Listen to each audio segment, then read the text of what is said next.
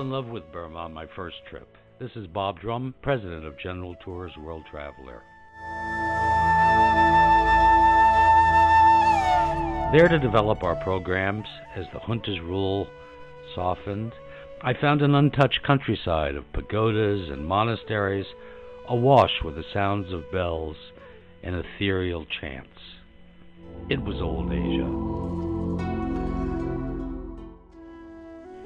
I just had to bring some of our most experienced travelers to Myanmar to share the delights of this emerging Southeast Asian culture. So we began in Yangon, the Rangoon of old, staying at the grand but intimate Strand Hotel. We spent an early morning at the 2,600-year-old Shwedagon Pagoda, towering over the city, the heart of Buddhism in this most Buddhist of nations. We dived into crowded markets, strolled alongside the world's largest reclining Buddha, and delighted in vestiges of Yangon's imperial days. Bagan spread before us as we landed for 2 days of exploration and a landscape of nearly 3,000 pagodas. With lovely gardens along the Irrawaddy, our hotel was our retreat for our journey on foot, by carriage, small motor coach, even by balloon, over and along the meandering paths between these 1,000-year-old temples. We joined a family for a marvelous traditional dinner one evening and climbed up a temple stairs to experience one of the greatest sundowns any of us had ever seen. In Mandalay, the prime event was an initiation ceremony for 3 young boys to become monks for 2 years.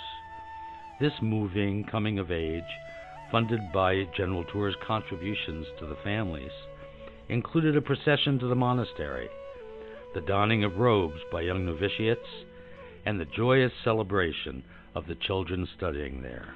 The highlight was at Inle Lake to enjoy the Phang Dao U Festival, renowned as the country's most colorful and dramatic event.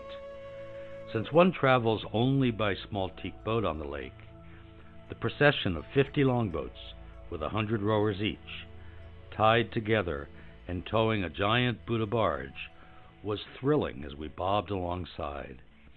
Chanting, music, and the call of oarsmen filled the early morning air.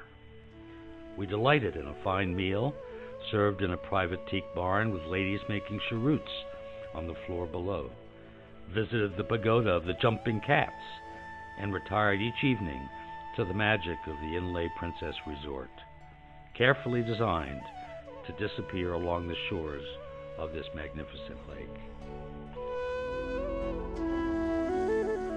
Why not join us in this gentle land on one of our small groups or private journeys?